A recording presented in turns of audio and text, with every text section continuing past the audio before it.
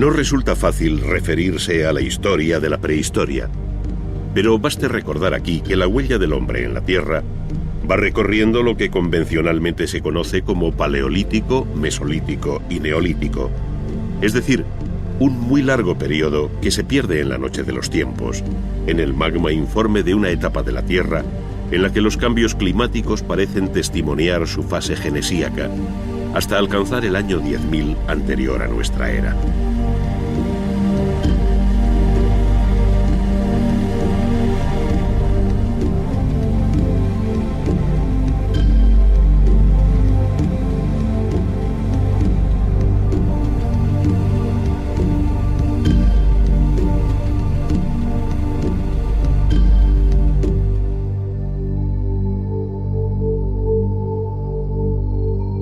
Cada una de estas etapas conoce varias subdivisiones, escaladas con gran esfuerzo por un hombre que a través de las razas de Neandertal y Cromañón alcanza entre los estudiosos el apelativo de Homo sapiens sapiens.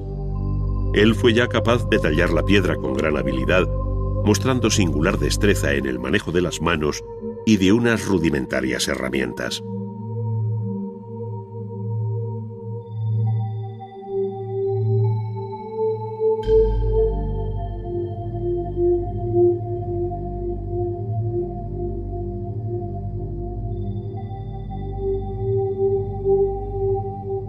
A este Homo sapiens sapiens se debe en definitiva el nacimiento del arte que llamamos paleolítico. Es el arte de las cuevas, el arte rupestre.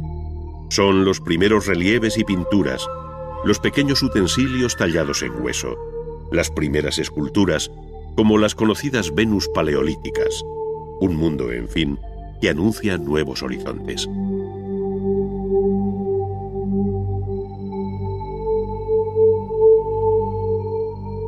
A este ciclo primero, que de un modo rudimentario y tópico se conoce como Edad de Piedra, siguió la Edad de los Metales, tras el descubrimiento y aplicación del cobre, bronce y hierro para muy distintos usos.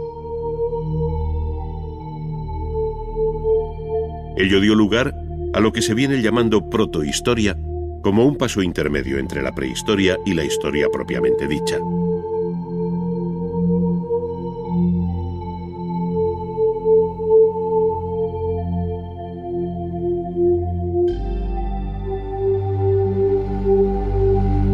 Coincidiendo con estos periodos últimos, surgieron las civilizaciones de Mesopotamia y Egipto, cada una con su historia particular, que en sus epígonos conducen a periodos más cercanos geográfica y cronológicamente. No en vano, una y otra saludaron desde su ancianidad a culturas más jóvenes, que tomaron el testigo de la historia, constituyéndose en la base de la que un día se llamaría cultura occidental, esto es, Grecia y Roma.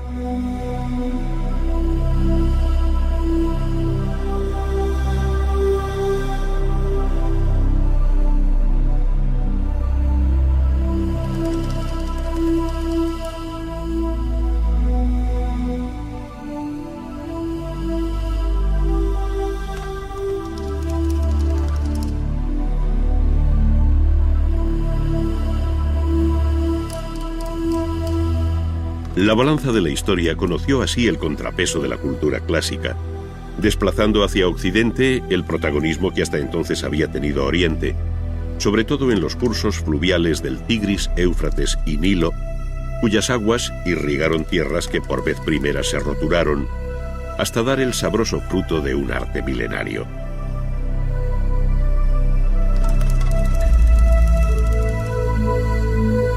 Este estuvo sujeto a 1000 avatares que hicieron del arte mesopotámico un difícil cuadro de secuencias yuxtapuestas, mientras que el arte egipcio aparece con una serenidad inmutable, donde solo el especialista es capaz de percibir los leves cambios producidos en su milenaria existencia.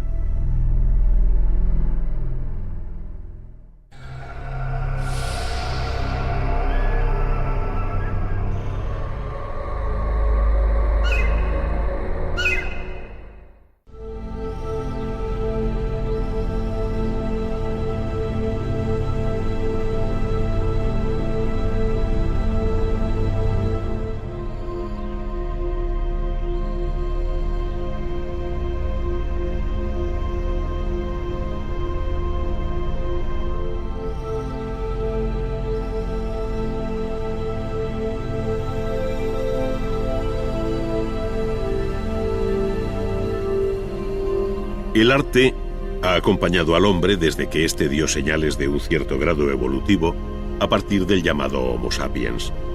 Más allá de los utensilios en piedra, cuya talla va dominando en forma de hachas, raederas, cuchillos o puntas, muy pronto se abrió camino el gran arte de la pintura.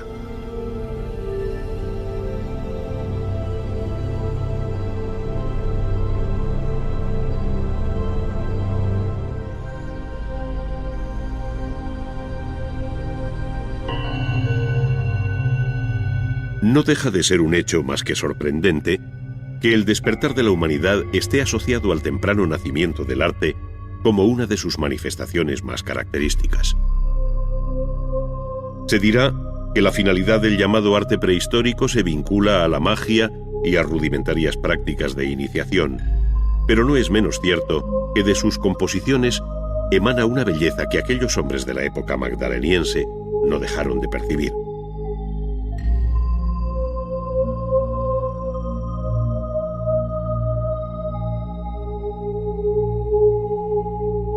Dicho de otro modo, en medio de aquellos grupos de nómadas que en difíciles condiciones de vida seguían a los animales de cuya existencia dependía la suya propia, surgió un hombre con especial talento para dibujar, mezclar los colores y reproducir la realidad que le rodeaba, dando entrada al artista en la historia, aunque éste permanezca en el más oscuro de los anonimatos.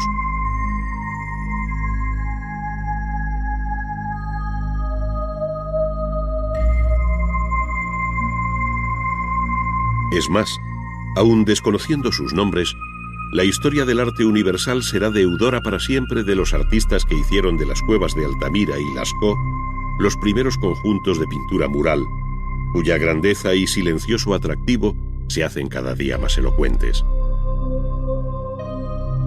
Es ciertamente pintura que habla de lo que le preocupa al hombre. Es una pintura documental.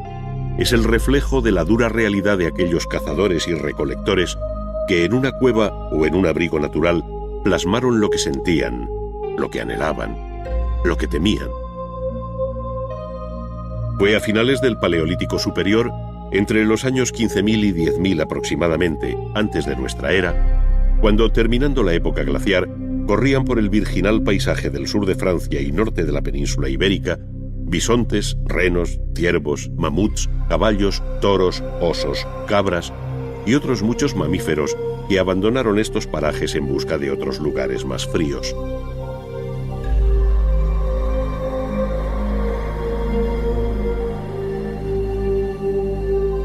Toda aquella variada fauna fue captada por el artista con ojo atento y mano sabia, haciendo evidente y vivo lo que paleontólogos y arqueólogos hallan inerte bajo tierra. Sus excavaciones no hacen sino corroborar lo que el arte consagró visualmente.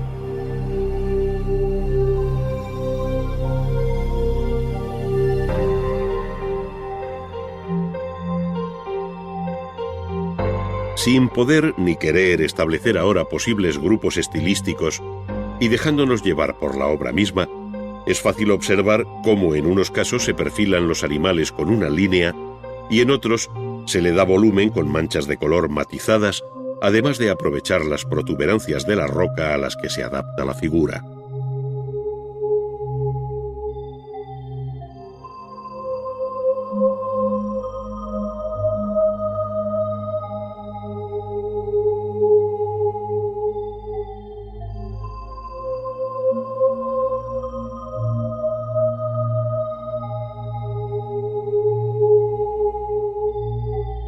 Por otra parte, a la visión estática de bisontes y caballos se contrapone la imagen dinámica de los animales a los que se ve correr y trotar.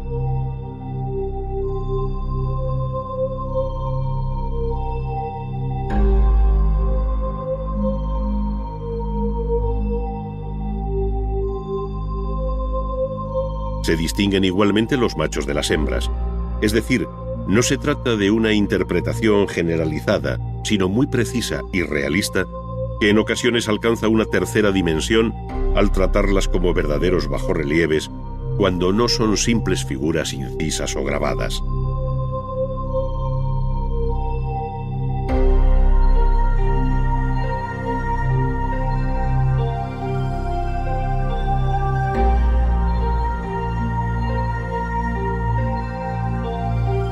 El arte rupestre evolucionó desde el Paleolítico hasta el Neolítico, cuando la figura humana irrumpe en la pintura al tiempo que pierden grandeza los animales.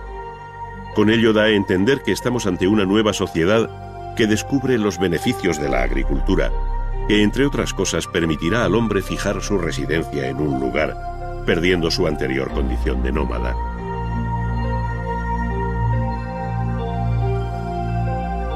Pero es más, en esta evolución y cambio, el arte de la pintura formuló expresiones que llegaron a la máxima abstracción, como si se tratara de una visión anticipada de la futura historia del arte, que ha tenido en el realismo y en la abstracción conceptual las dos referencias expresivas básicas.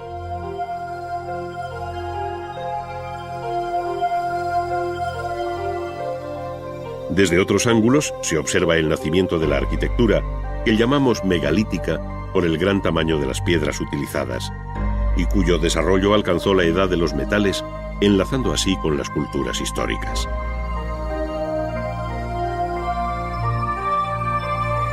Abandonada la cueva como abrigo natural, el área mediterránea asiste a la erección de las construcciones megalíticas más antiguas hoy conocidas, como son los formidables templos de la isla de Malta, que datan del cuarto milenio antes de Cristo.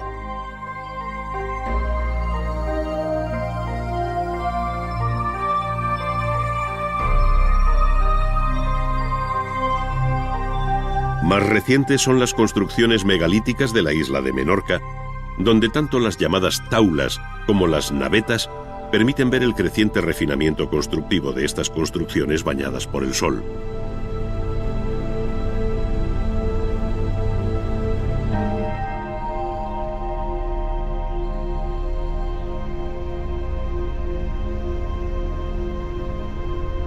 Por contraste, en otros lugares se construyen cámaras y corredores que posteriormente se sepultan bajo un montículo de tierra, recordando así el origen natural y cueviforme de la primera arquitectura.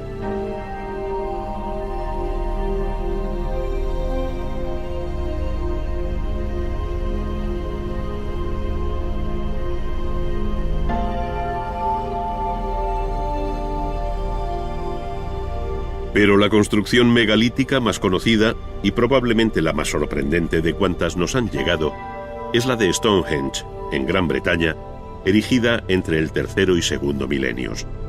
Su inserción en el paisaje, la vinculación solar con el solsticio de verano y la imponente masa de sus piezas revelan una técnica constructiva y un refinamiento conceptual que eclipsa la aparente rudeza de sus elementos.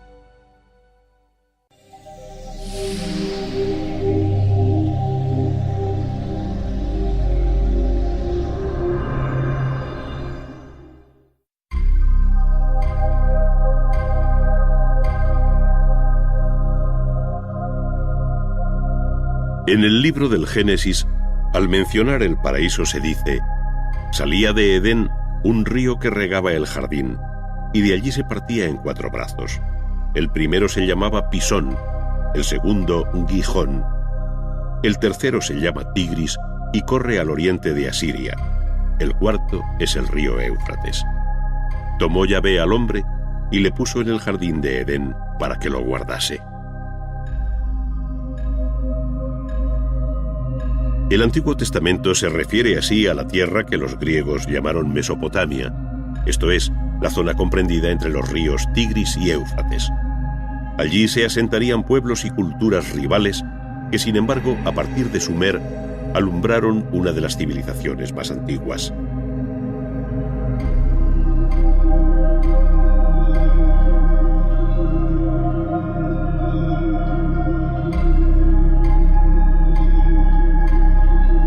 En efecto, la invención de la escritura por los sumerios en torno al año 3000 significa el paso hacia la historia escrita, cuya memoria se recogió en combinaciones de signos con forma de cuña, conocidas como escritura cuneiforme.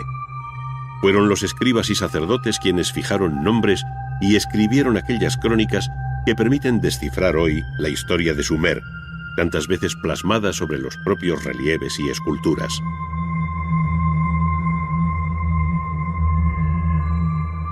Las primeras obras sumerias son las figuras de alabastro halladas en los templos y conocidas como orantes, por llevar en las manos una ofrenda. El esquematismo de sus ropas y anatomía contrasta con la expresividad del rostro, donde la abierta mirada se convierte en insondable enigma.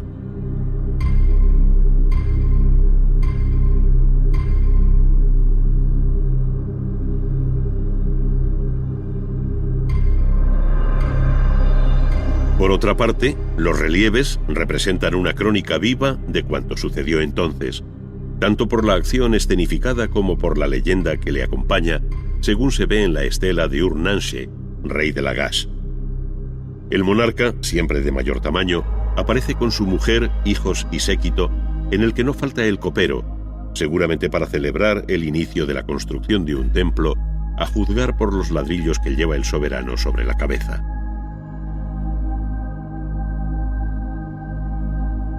Pero fueron la paz y la guerra el tema más frecuente en estos relieves del tercer milenio antes de Cristo, en los que, al tiempo que se narran los grandes acontecimientos de la historia política, se dieron los primeros pasos de la historia del arte y de ahí su extrema importancia.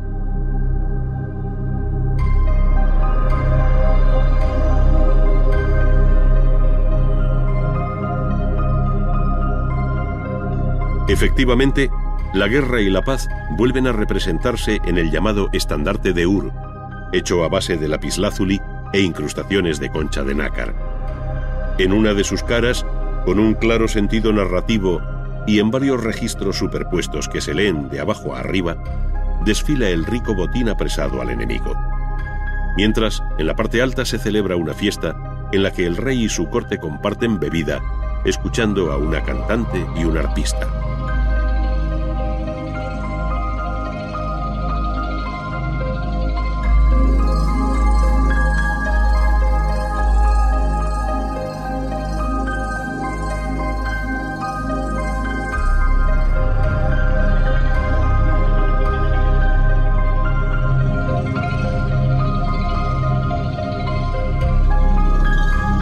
Este bello y delicado instrumento coincide en todo con los hallados en la ciudad de Ur, y hasta la reciente guerra de Irak se custodiaban en el Museo de Bagdad. Las ciudades-estados de Sumer sucumbieron en la segunda mitad del tercer milenio ante el empuje arrollador de Sargón de Akkad. Sus descendientes ampliaron los límites geográficos del imperio acadio hasta el Kurdistán, con campañas militares como la que recuerda la célebre estela de Naram Sin. Allí, en opinión de André Parrot, vencedores y vencidos escenificaron una primera versión del cuadro de las lanzas de Velázquez.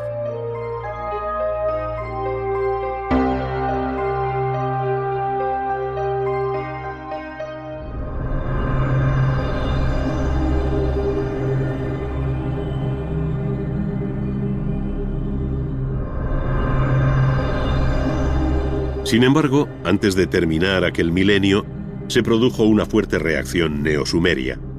Fue entonces cuando se construyeron los colosales zigurats, como el de Ur, con ladrillos secados al sol o cocidos, dando lugar a una imagen que viene identificándose como la bíblica Torre de Babel, cuyo esquema aterrazado se repetirá en la futura arquitectura religiosa de Mesopotamia.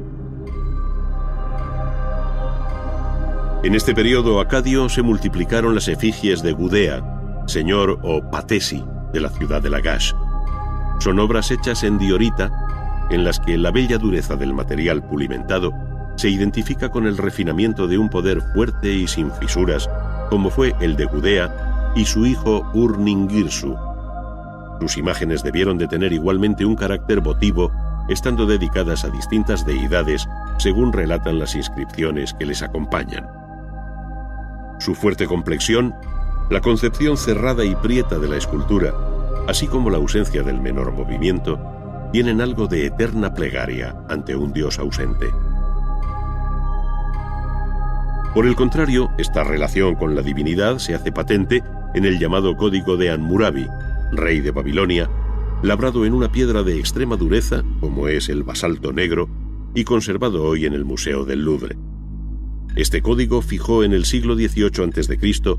la primera colección legislativa de la historia del derecho, que se inicia con estas palabras: entonces Anum y Enlil me designaron a mí, Hammurabi, príncipe piadoso, temeroso de mi Dios, para que proclamase en el país el orden justo.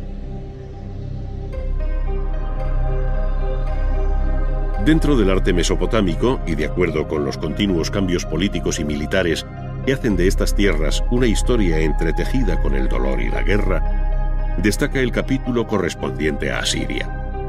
Su periodo más interesante terminó con la caída de Nínive en el 612 a.C., y en su haber se encuentra el palacio de Sargón II en Khorsabad, con sus entradas custodiadas por toros alados de rostro humano y muros revestidos de bajorrelieves en alabastro. En esta línea son igualmente inolvidables los relieves del palacio de Asurbanipal en Nínive, cuyo hieratismo descriptivo, pleno de silenciosa tensión, contrasta con las movidas escenas de caza de los relieves del palacio de Nimrud, la antigua Kalu, que mandó construir Asurnasirpal II en el siglo IX a.C.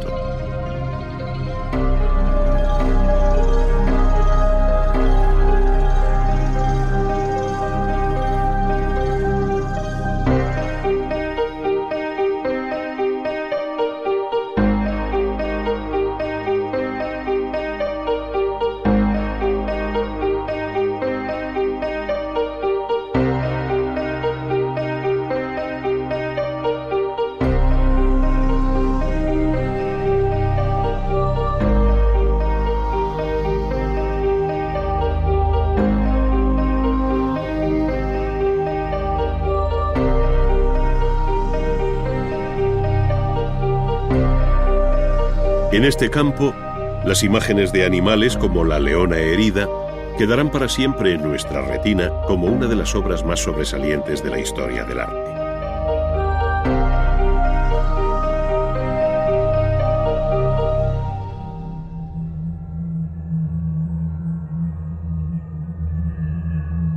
Aquella herida fatal parecía anunciar la sufrida por el propio imperio asirio ante la coalición de babilonios, escitas y medos que dieron lugar a una segunda edad de oro de Babilonia.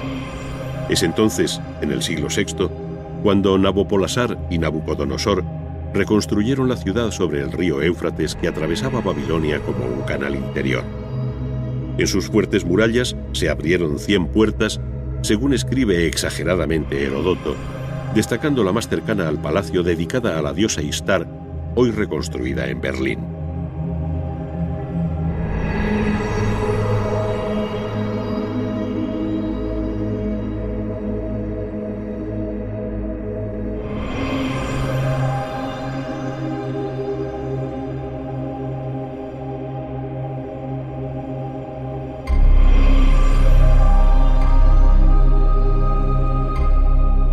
Su decoración en cerámica vidriada y polícroma enfatizaba el arranque de la vía de las procesiones que terminaba en el templo del dios Marduk sobre un formidable zigurat.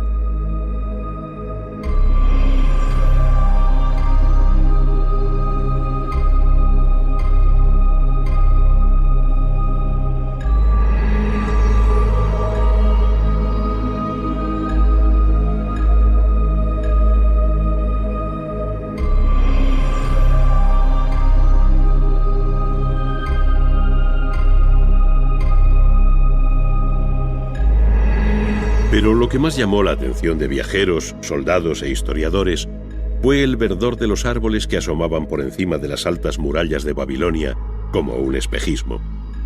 No era otra cosa que los míticos jardines colgantes con los que Nabucodonosor quiso mitigar la nostalgia del paisaje que vio crecer a la reina Amiotis, hija del rey de los Medos. Para ello se dispuso de suelo artificial sobre una estructura de pilares y bóvedas de ladrillo con un perfil escalonado. El agua se subía por un procedimiento de poleas, de tal forma que por caída se regaba el jardín de especies arbustivas y arbóreas, cuya impermeabilización se aseguraba con betún. Surgió así una de las 7 maravillas del mundo antiguo, que sin embargo conocería una vida muy corta. En el año 539, Ciro de Persia entró en la ciudad y allí terminó su hegemonía.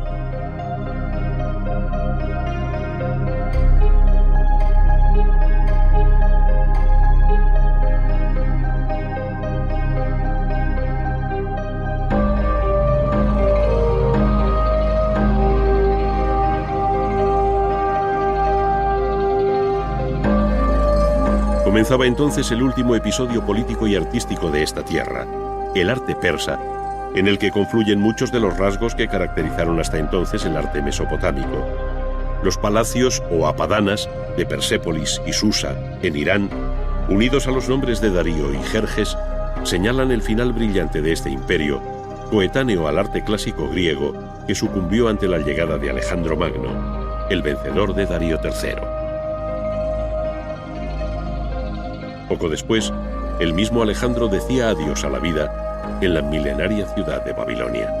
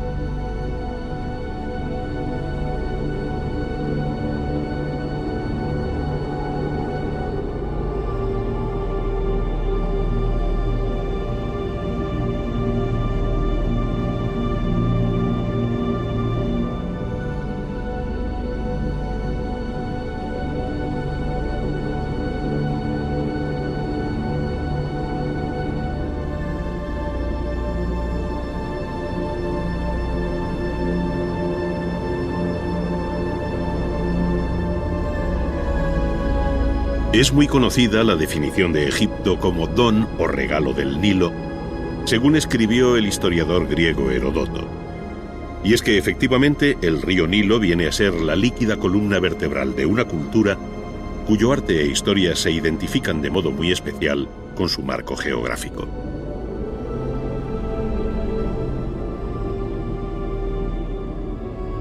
Baste decir que el Nilo, al igual que separa el desierto oriental del occidental, señala también la divisoria entre la vida y la muerte, de tal manera que las ciudades, con sus monumentales templos, se erigieron en la margen derecha de su cauce, mientras que pirámides, mastabas, hipogeos y demás enterramientos se situaron en la orilla izquierda. Entre una y otra ribera, la barca de Isis recorrió las aguas del Nilo buscando el cadáver despedazado de su esposo Osiris, dios y juez de los muertos.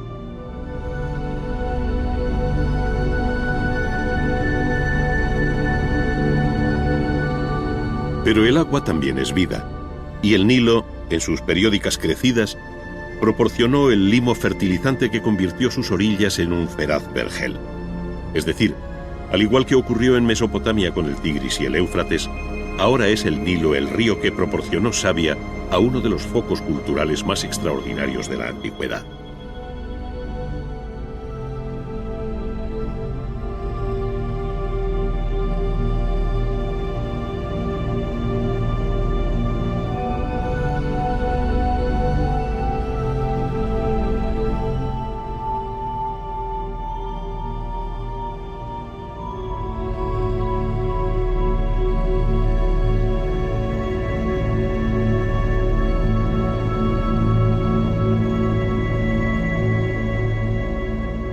A diferencia de Mesopotamia, el arte egipcio mantuvo siempre una unidad conceptual y estilística a lo largo del tiempo que parece sobrenatural, inmutable y siempre enigmática, que sobrecoge no solo por la perfección alcanzada en sus obras, sino por la vocación de eternidad con la que fueron concebidas. El hecho de la momificación sintetiza ejemplarmente el deseo de permanencia de una civilización que encadenó el tiempo limitado de los hombres al tiempo infinito de los dioses.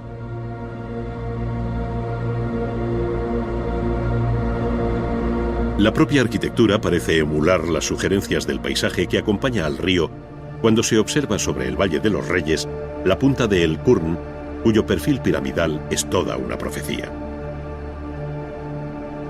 Por otra parte, imponentes acantilados como el de Deir el-Bahari dan abrigo al templo tumba de la reina Hatshepsut, mientras que aguas arriba, en Abu Simbel, la montaña se dejó vaciar para dar forma a los templos que Ramsés II erigió para sí y su esposa Nefertari, cuyas fachadas fueron labradas con colosales esculturas.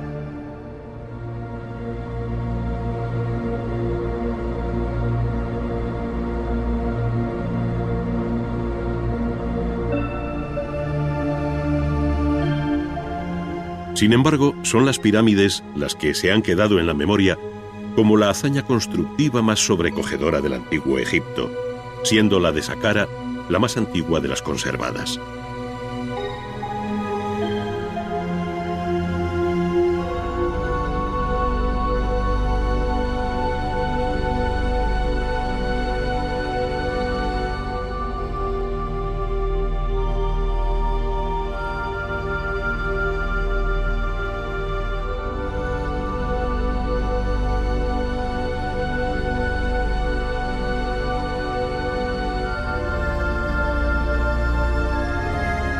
Pero las pirámides más conocidas son, sin duda, las de la cuarta dinastía, en Giza, cerca del Cairo. Allí, la relación compositiva de unas con otras, la presencia de la gran esfinge, el acompañamiento de pirámides menores, mastabas y templos funerarios, dan una idea cabal de lo que llegaron a ser las necrópolis egipcias a orillas del Nilo. En Giza, las tres pirámides mayores, construidas a mediados del tercer milenio antes de nuestra era, albergaron los enterramientos de Keops, Kefren y Mykérinos.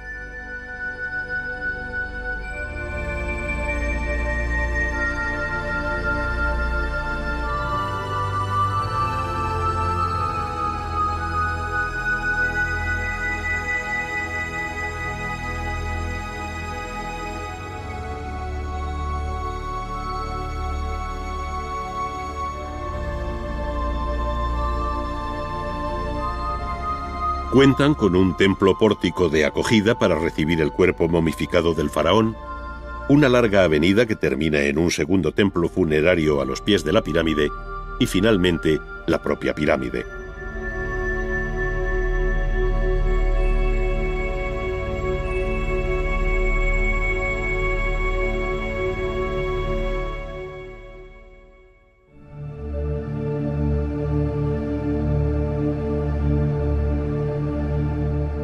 En su secreto, angosto y oscuro interior, los pasadizos, corredores y galerías ofrecen un sofisticado sistema de seguridad y engaño para desorientar a los salteadores de tumbas y asegurar así el reposo eterno del faraón en su cámara sepulcral.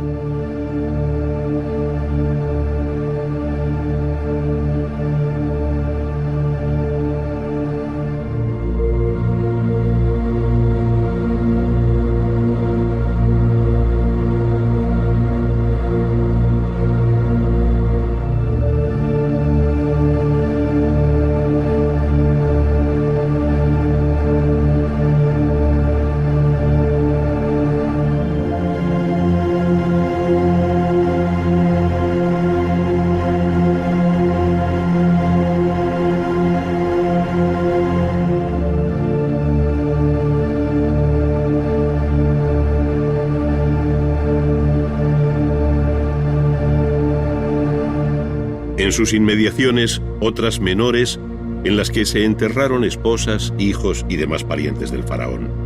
Todo siempre de acuerdo con un orden axial, jerárquico y riguroso, en una estudiada orientación astronómica.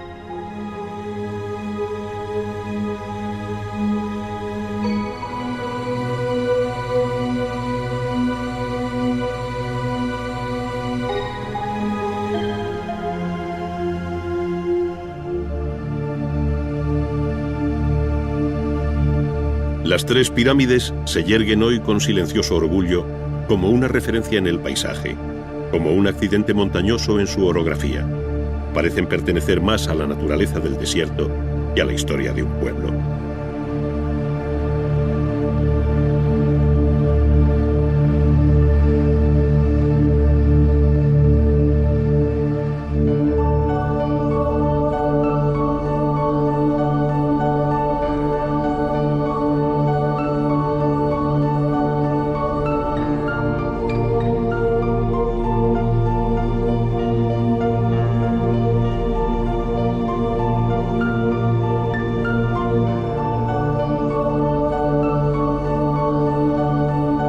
Todas las cámaras funerarias de los enterramientos construidos o excavados en la roca conservan bajorrelieves y pinturas en los que se resume la vida del difunto, que a su vez arrastra toda una historia visual del mundo que le rodeó, como sucede en la de Tutankamón, donde además se encontró intacto el riquísimo ajuar funerario que le acompañaba en el más allá.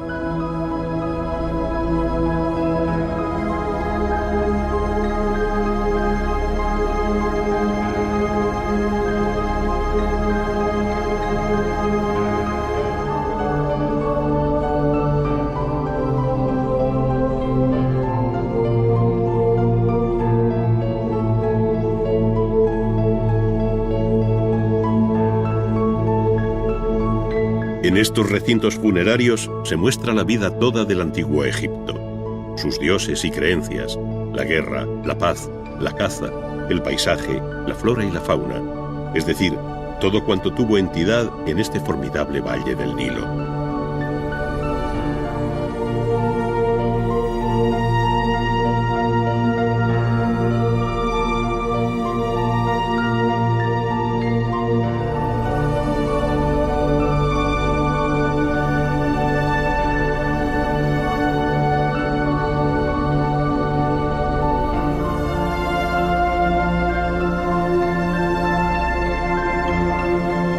La realidad así descrita no solo se refleja con exactitud, sino con un evidente deseo de anhelo artístico sobre peculiares cánones de frontalidad, proporción y sentido del color. Con un claro horror al vacío, la escritura jeroglífica rellenó espacios intermedios, proporcionando una información complementaria a la escena, como si fuera la voz en off de un invisible narrador.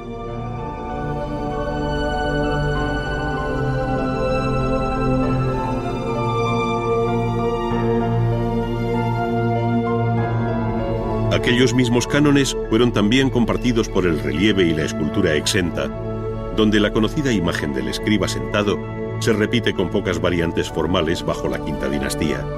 Es decir, sus ojos abiertos nos miran así desde hace unos 4.400 años.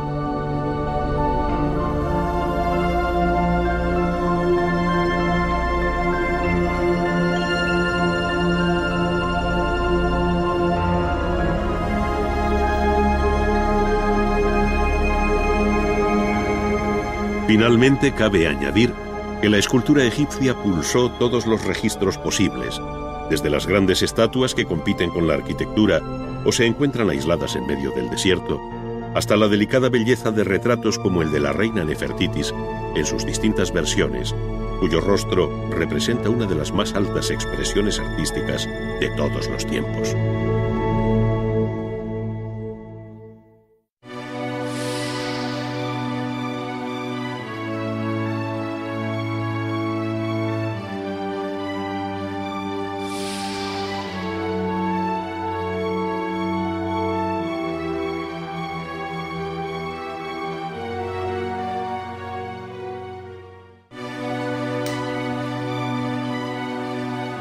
La historia de la arquitectura ha utilizado desde sus orígenes la madera y el barro para sus construcciones, pero ha sido la piedra el material que ha dado mayor nobleza a sus fábricas. Es lo que se conoce como obra de cantería, término que procede del latín cantus o trozo de piedra. De él derivan igualmente las palabras cantera, lugar del que se extrae la piedra, y cantero, el hombre que la trabaja. En otro tiempo, el gremio de los canteros tuvo una importancia decisiva y de su seno saldría el futuro arquitecto. Entre las tareas iniciales con las que se enfrentan los canteros se encuentra la de separar de la roca viva los grandes bloques de piedra. Estos se trasladan luego al taller para su escuadrado o corte en bloques de menor tamaño para su más fácil manejo. El procedimiento utilizado en uno y otro caso es el mismo, ya que después de marcar el bloque que se quiere cortar, por la que se llama línea de rotura, se introducen con cuidado unas cuñas metálicas en sus cajas. A continuación se golpean con una maza, con tiento y por igual, intercalando golpes en los laterales de la piedra para ayudarle a abrirse. Finalmente, el bloque de piedra cede obediente por la línea marcada de un modo sorprendentemente regular. Los talleres de cantería, ayer y hoy, animados por el continuo golpeteo de las herramientas durante las horas de trabajo, reúnen a los oficiales y aprendices bajo la dirección de un maestro. Cada cual está atento sobre el banco de trabajo a la piedra que tiene que labrar. En este caso veremos desbastar un sillar o paralelepípedo de piedra, que en realidad es lo que se llama el sólido capaz, pues de él se saca una pieza de cierta complejidad tras eliminar el material sobrante. Su forma final la desconocemos, pero el oficial la vislumbra desde los primeros pasos. En primer lugar, y siempre con un cincel de boca cortante que golpea con una maceta de sección circular o campana, se rebajan sistemáticamente los bordes del bloque, dejando vivas sus aristas.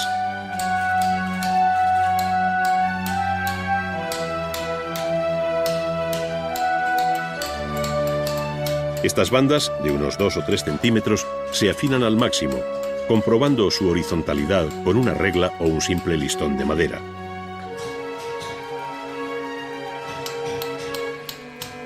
Esta sencilla operación permite al cantero hallar la línea del plano en cada una de las caras del bloque, pudiendo eliminar a partir de aquí con mayor seguridad el material sobrante. Para esto se ayuda de un escafilador o un cincel más potente por su boca y corte, dado que el trabajo es más vasto. Por último, cuando se alcanza el nivel de las aristas, el cantero comienza a rebajar este plano de un modo más cuidadoso, evitando los alabeos. Luego, con una bujarda de cabezas recambiables para hacer más o menos fino su acabado, allana la parte central hasta que queda totalmente plana su superficie. Por el mismo procedimiento se preparan las distintas caras de trabajo, pasando a obtener planos inclinados cuando la pieza lo requiere, como es el caso. Sobre esta cara se trazan ahora unas líneas paralelas para distribuir y sacar los perfiles de unas futuras molduras cóncavas y convexas separadas por bandas rectas, de tal modo que el perfil último de la pieza será mixtilíneo, tal y como previamente se ha dibujado.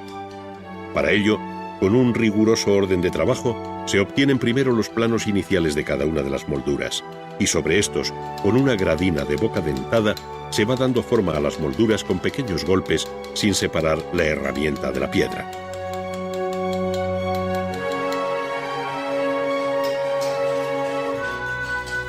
Como la pieza escogida hace esquina o ángulo hacia afuera, es necesario trazar la línea diagonal en que se produce el quiebro y proceder del mismo modo por el otro lado. Ahora se cuenta con la ventaja de tener la referencia de uno de sus lados, pero por otra parte el encuentro de los dos planos ha de ser perfecto, por lo que el cantero con gran seguridad apura con el cincel la cortante arista, pues no cabe aquí el menor error.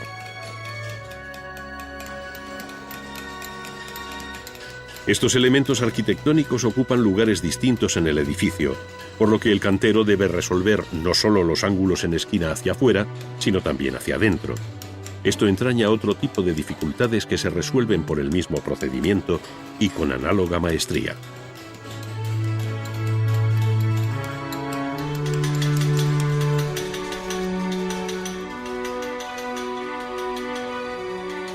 Mientras que estos oficiales siguen trabajando frisos, cornisas y todo tipo de molduras de planos rígidos y geométricos perfiles, otros canteros del taller acometen otro tipo de obra más delicada y próxima a la escultura, como es la labra de capiteles. Hay aquí también, sí, una base geométrica en el planteamiento inicial, pero las formas vegetales y libres de un capitel corintio, por ejemplo, obligan a trabajar a sentimiento, aunque sin perder de vista la guía del dibujo sobre la piedra.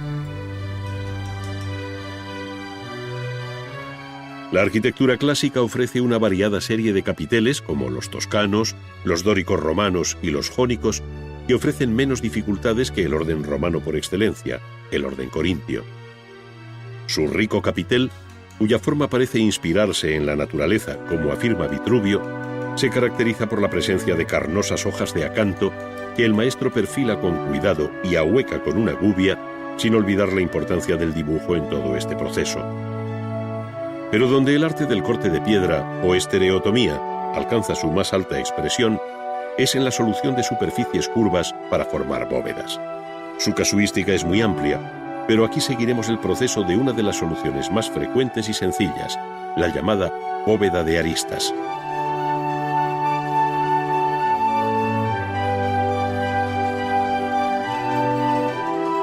Para construir un arco o una bóveda, es preciso hacer previamente las plantillas de cada una de sus piezas, para lo cual se dibuja con un compás sobre un plano dicho arco o bóveda con el mismo tamaño que va a tener la obra construida, es decir, a escala 1:1.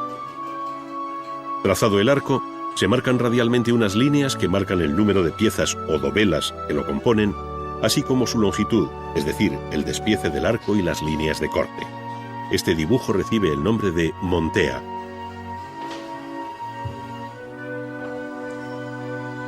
Todas estas piezas están representadas a tamaño natural, pues a partir de este dibujo se van a sacar los patrones o plantillas definitivas que guiarán el trabajo del cantero.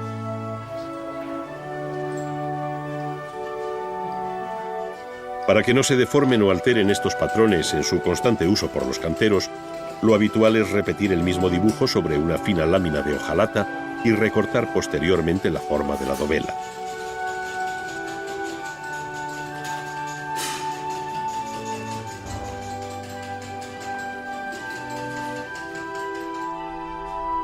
El paso siguiente consiste en llevar la plantilla de la dovela sobre el bloque de piedra que anteriormente hemos llamado el sólido capaz, porque en él cabe la pieza que se quiere obtener. Se señala sobre una de sus caras la mencionada plantilla o patrón de testa, porque representa el frente de la dovela, y se prolongan sus líneas esenciales sobre el plano lateral o plano de junta. A continuación se elimina el material sobrante, lo que se llama descantillar, haciéndolo por un procedimiento muy común que se conoce por robos. Al cincel y la campana sustituirá luego la pesada bujarda con la que se rematan sus distintas caras.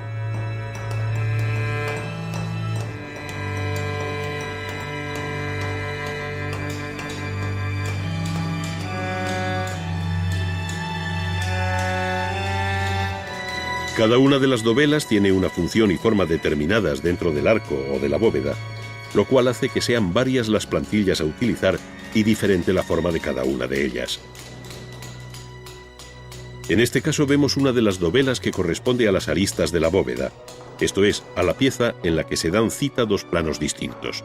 De ahí su mayor complejidad, si bien el procedimiento de su traza y labra son análogos a lo ya descrito. Viene a ser una dovela en ángulo. La pieza fundamental de cualquier arco o bóveda es la que cierra esta en su parte más alta, la llamada clave, y según sea la complejidad de la bóveda, así será también la de su clave. Tratándose ahora de una bóveda de aristas, formada por dos bóvedas que se cruzan perpendicularmente, la clave tendrá necesariamente forma de cruz.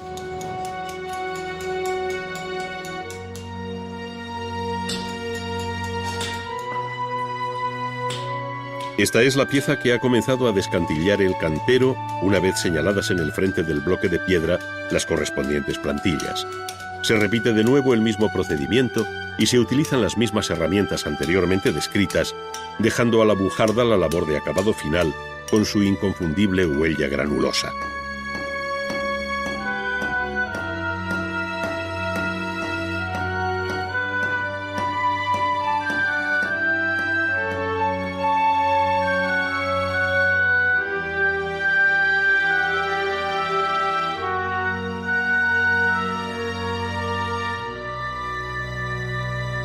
Una vez labradas todas las piezas de la bóveda que se quiere construir, se necesita el auxilio de una cimbra, generalmente de madera, que tiene en negativo la forma final de la bóveda.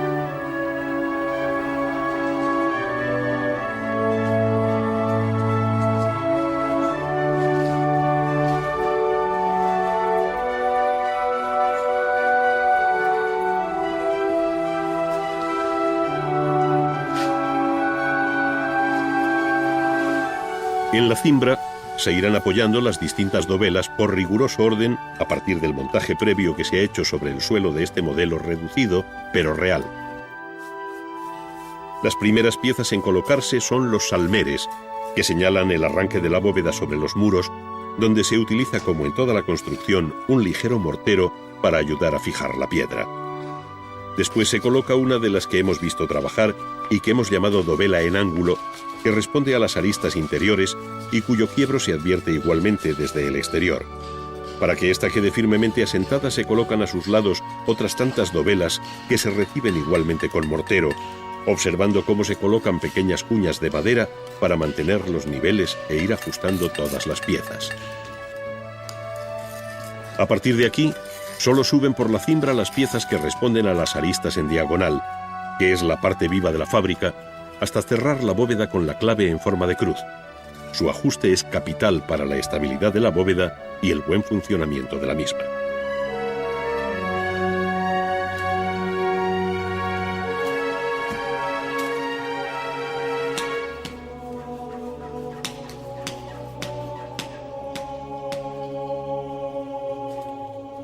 Después se van colocando las dovelas restantes hasta completar la bóveda para finalmente descimbrarla, esto es, retirar la cimbra para que la bóveda se asiente y entre en carga sin apoyo alguno.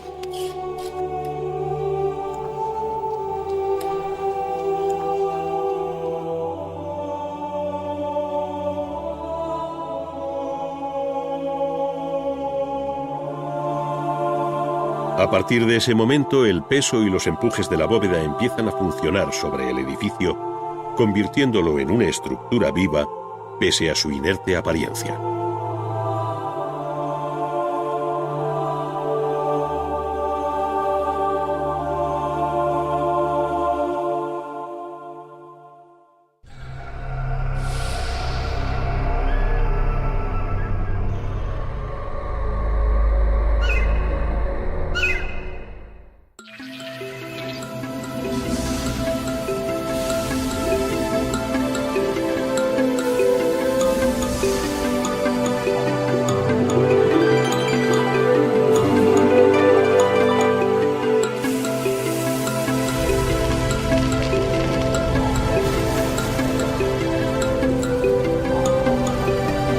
Bienvenidos a Ars Magna, un viaje por la historia del arte en 10 capítulos.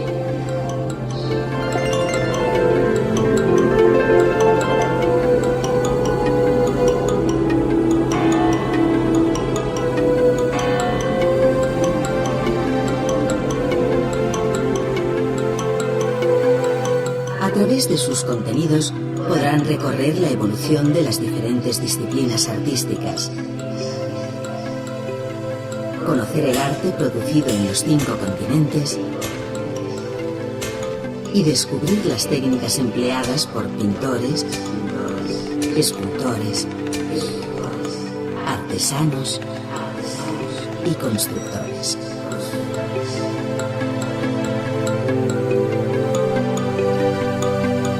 Disponen de 2 opciones de navegación: el acceso lineal, que permite visualizar los contenidos de cada disco sin interrupción alguna, y el modo interactivo, que posibilita la selección de secuencias audiovisuales en el orden apetecido.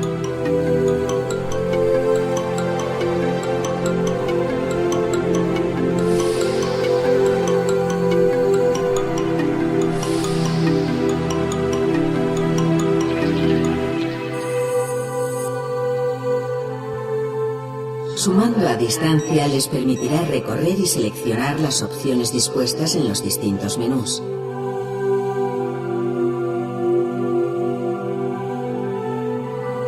Interrumpir la secuencia elegida para acceder al menú o exposición audiovisual siguiente.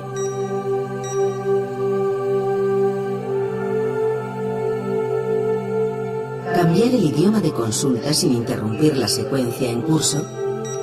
Change the language sense interrompre la seqüència en curs.